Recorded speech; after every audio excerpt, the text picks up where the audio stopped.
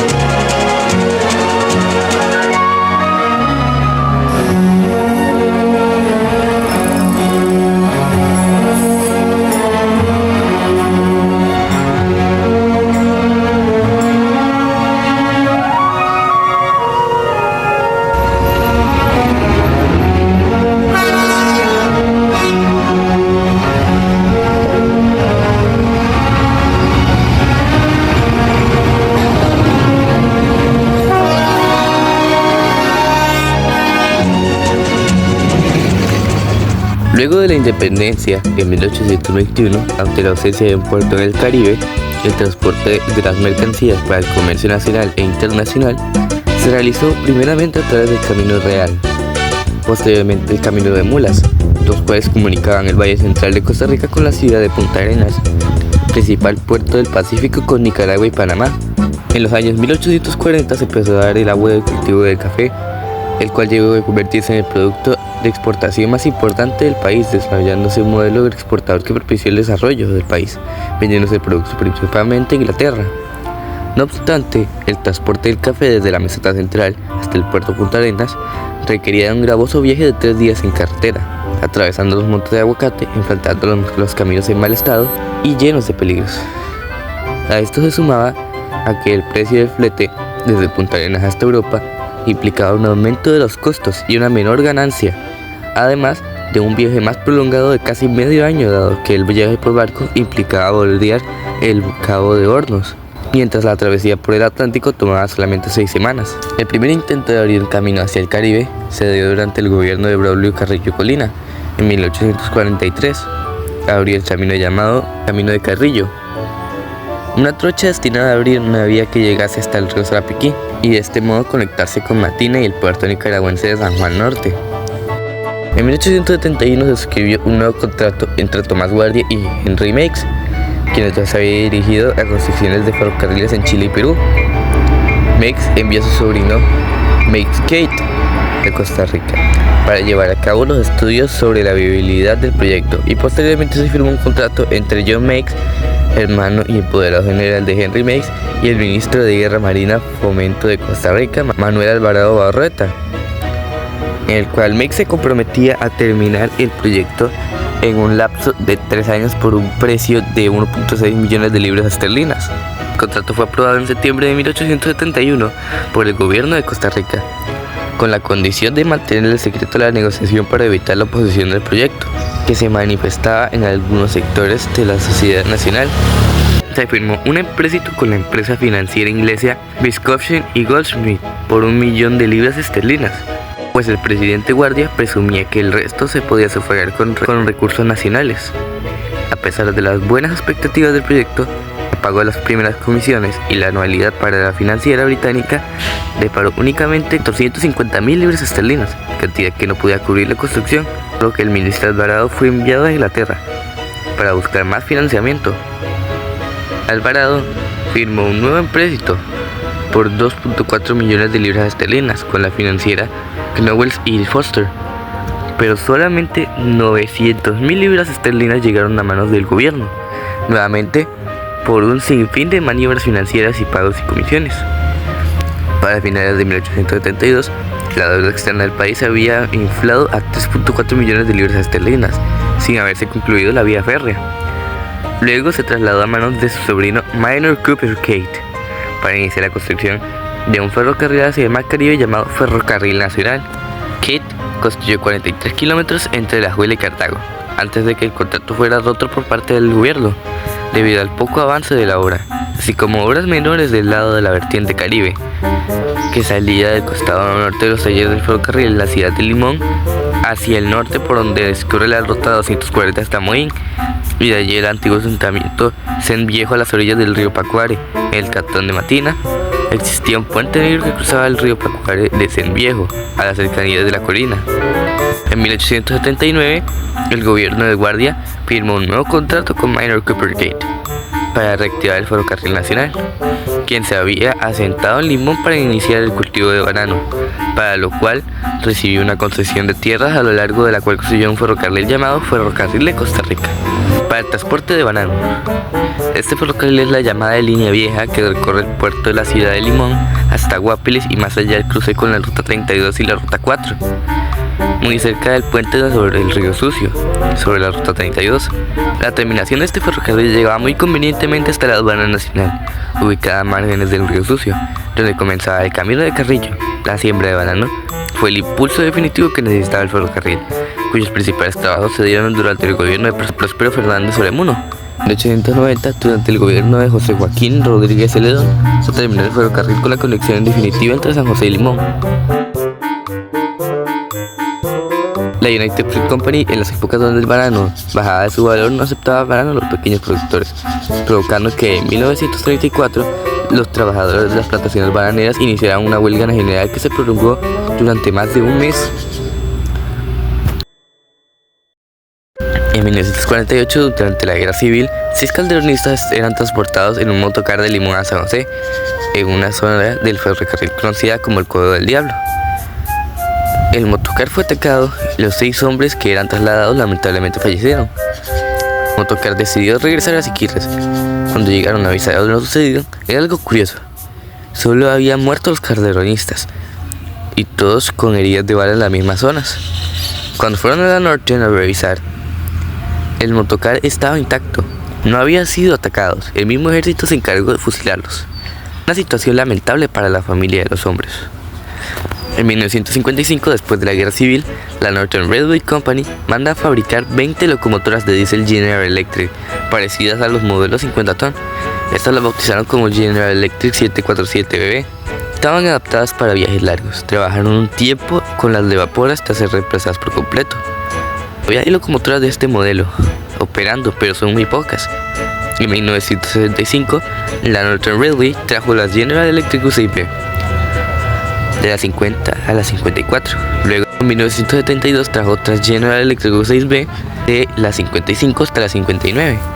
Tenían un motor Caterpillar de 379 con 720 caballos de fuerza, aunque las 54 le adaptaron un motor de General Electric U10B. Más adelante, en 1975, se de adaptar a las locomotoras rumanas, locomotoras diésel hidráulicas que, si bien en los primeros años funcionaron bien, con el tiempo se dañaron gravemente. Con la administración de FECOSA trajeron las locomotoras Y70 ton, las 101, 102 y 103 locomotoras de diésel General Electric de segunda mano que ayudaron en esa época al ferrocarril. Pero en 1979, con la administración del presidente Rodrigo Carazo, traen las General Electric U10B y U11B. Las General Electric U10B con un motor Caterpillar de 398 que ejerce 730 caballos de fuerza. Estas locomotoras llegaron 5. Solo una está en estado operativo, que es la 79. Sobre las General Electric U11B, con un motor Caterpillar de 399 de 1100 caballos de fuerza, locomotoras bastante potentes. 10 locomotoras de este modelo hechas especialmente para Costa Rica en 1979. El presidente Rodrigo Carazo y FECOSA hacen un plan de reconstrucción en la vía férrea de la Línea Vieja, desde Río Frío en Heredia hasta el puerto de Moí, con la electrificación de la ruta, y para 1980 y 1981 llegaron las locomotoras Alstom 50 ciclos para dar la inauguración de este proyecto.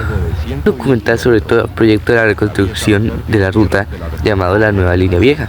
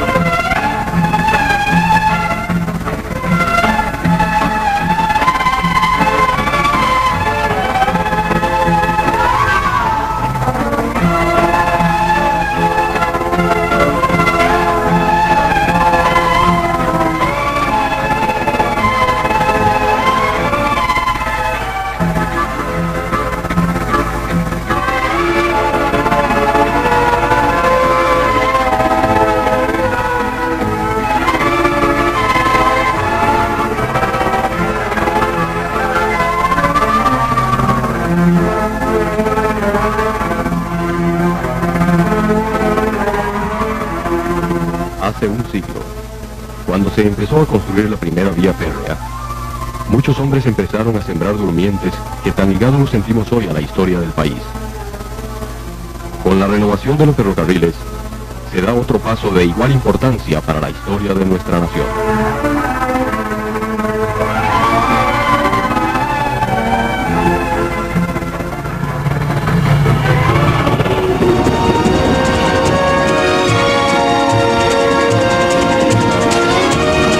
En 1985, el ferrocarril pasa a manos de Incofer, trabajando con carga hasta 1995, donde se da el cierre técnico del Incofer, regresando de manera muy restringida en 1998, lentamente recuperándose el ferrocarril. Para 2014, el ramal La Valle y La Estrella es abandonado y empiezan a dejar de transportar banano, y en vez de eso llevan acero ArcelorMittal hasta la actualidad.